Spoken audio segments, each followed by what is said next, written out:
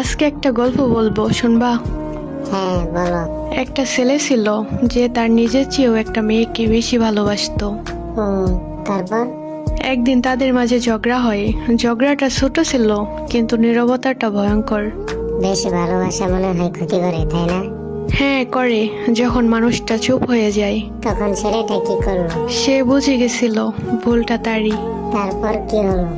রাত 12টায় প্রথম মেসেজ পাঠাই, সরি আমার ভুল হয়েছে। মেয়েটা রিপ্লাই দেয়নি? না, রিপ্লাই দেয়নি। কেন?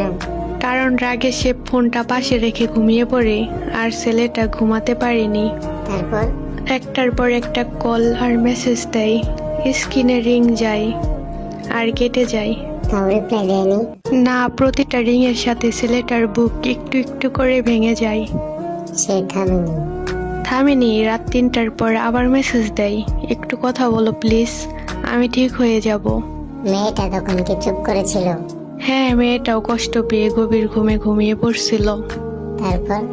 সে ঘুমিয়ে পড়ছিল ঠিকই, কিন্তু সে জানতো না কেউ একজন জেগে জেগে নিজের শেষটা ভাবছে। তারপর? ভোর হয়ে যায়, ছেলেটার ফোনের ব্যাটারি কমে আসে, কিন্তু আশা কমে না। আশা? হ্যাঁ, সে ভেবেছিল সকাল হলে ঠিকই দেখবে, ঠিকই ফোন দেবে। তারপর?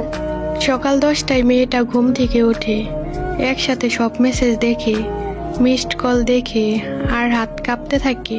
সে তো সঙ্গে সঙ্গে কল দেয়নি, তাই না?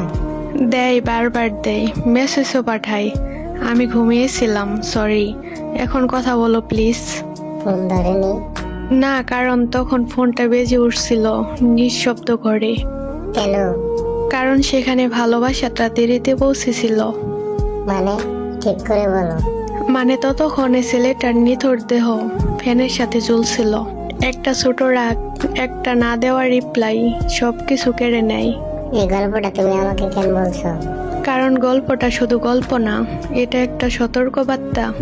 কিসের? সময় থাকতে কদর করার, রাগের মাঝেও কথা বলার, কারণ কিছু দেরি আর কখনো পূরণ হয় না। ইস, একটা কল যদি।